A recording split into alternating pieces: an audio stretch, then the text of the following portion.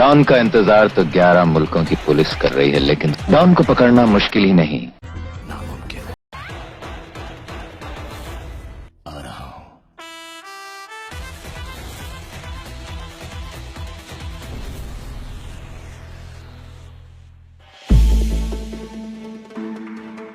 जीना भाई ने शराब पर कानूनी पाबंदियों से भरपूर फायदा उठाया।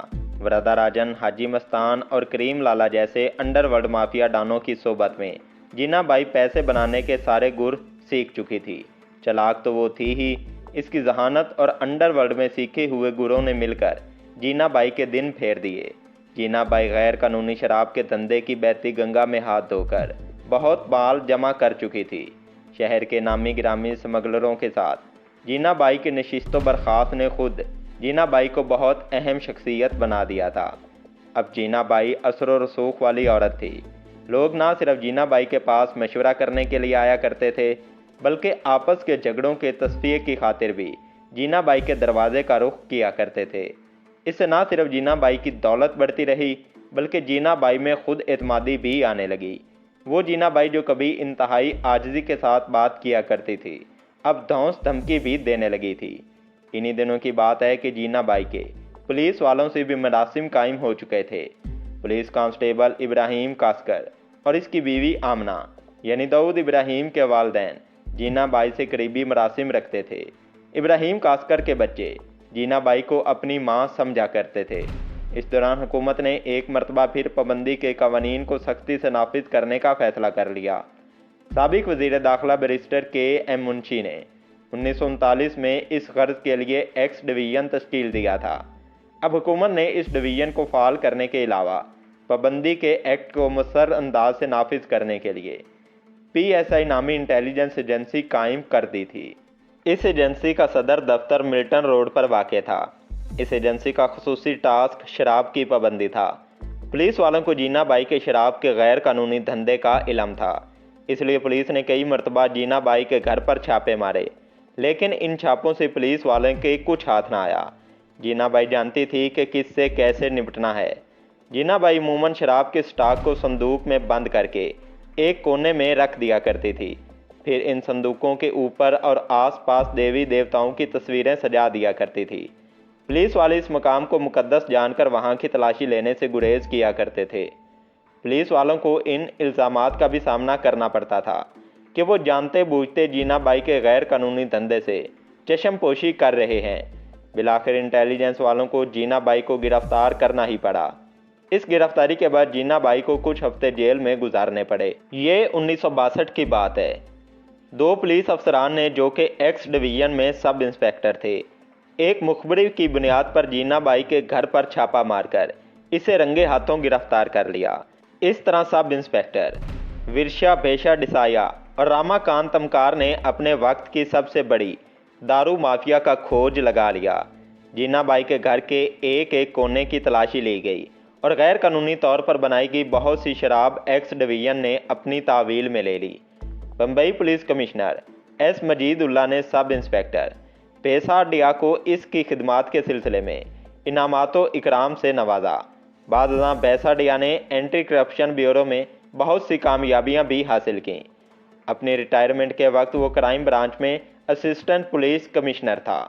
अजीब बात है कि जिस जीना बाई को गिरफ्तार करके बेसाड़िया ने शोहरत पाई और तरक्की के जीने पर चढ़ता गया, वही जीना बाई बेसाड़िया की सबसे बड़ी मुखबिर बनी। बाज़ ज़राए से पता लगता है कि अपनी गिरफ्तारी के बाद जीना बाई इस वक्त के वज़ीर आला यशवंत राव चून के पास गई और इससे शिकायत की कि पटौनी वार और पुलिस रोड की पुलिस इसे हरासा करती है।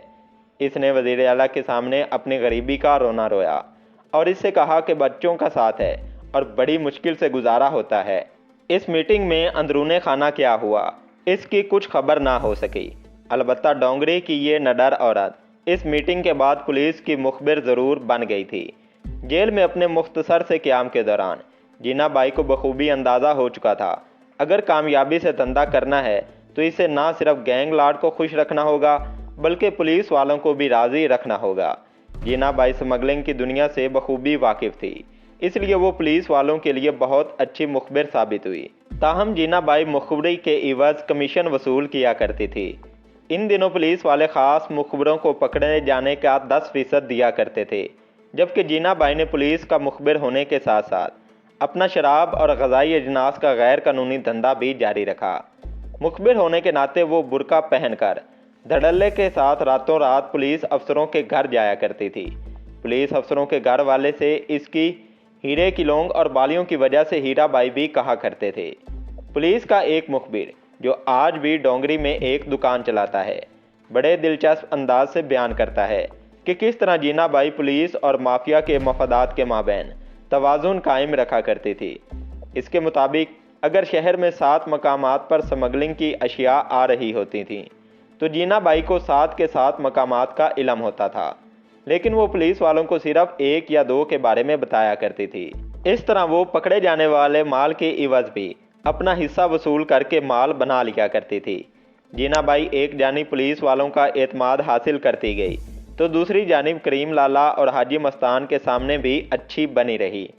किस्मत की सितम ज़रीफ़ी देखिए कि मुखबरियों और गैर कानूनी धंधे से दौलत के अंबार जमा करने वाली जीना बाई को इसके अपने बेटे के कत्ल की साजिश की ज़र्रा बराबर भी खबर ना हुई, और वो अपनी असल दौलत यानी अपने सबसे छोटे बेटे कमाल दरवेश को गंवा बैठी।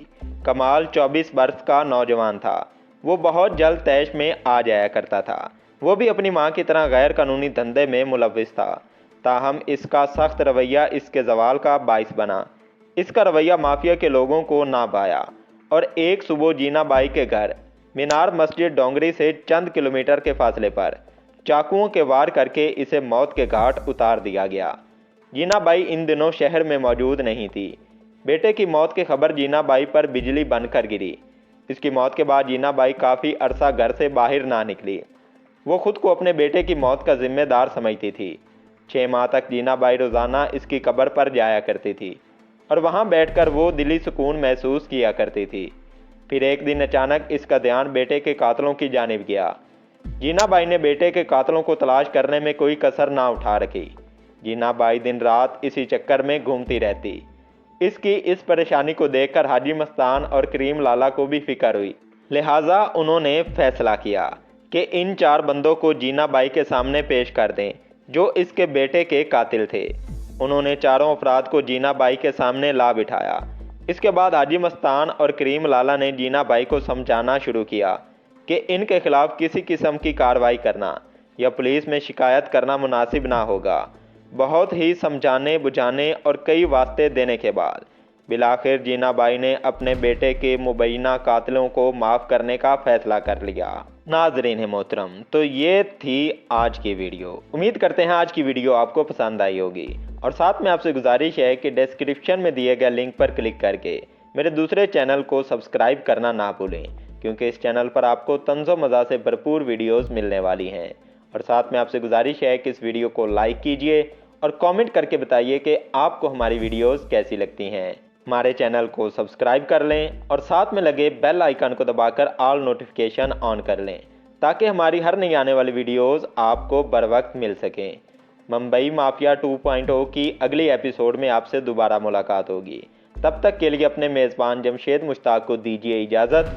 अपना और अपने प्यारों का ढेर सारा ख्याल रखिएगा। अल्लाह निगहबान।